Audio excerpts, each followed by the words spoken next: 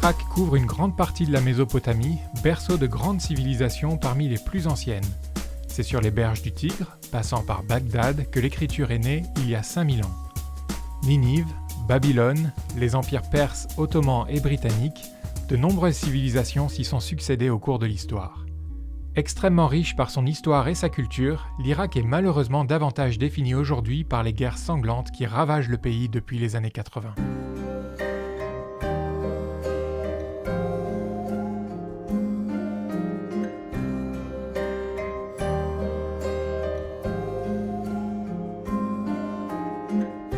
Bien que le groupe État islamique ait battu en retraite depuis 2017, l'état de droit n'est toujours pas respecté en Irak et la sécurité des citoyens n'est pas garantie.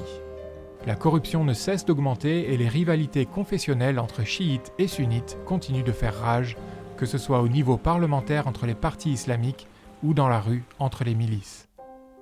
Le christianisme, présent dans le pays depuis les tout premiers temps de l'Église, est en train de disparaître en raison de l'exode massif des communautés chrétiennes, particulièrement visées par les islamistes.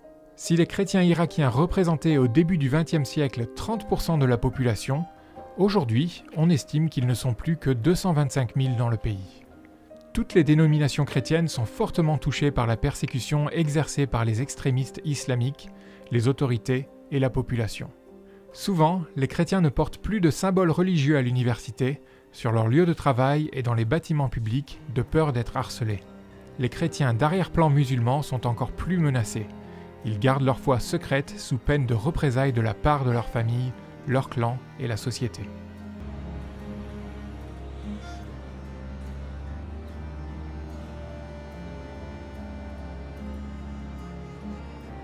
La violence extrême a reculé en raison de la défaite de l'État islamique, mais les traumatismes subis par la barbarie de la guerre et du terrorisme ne sont pas encore guéris.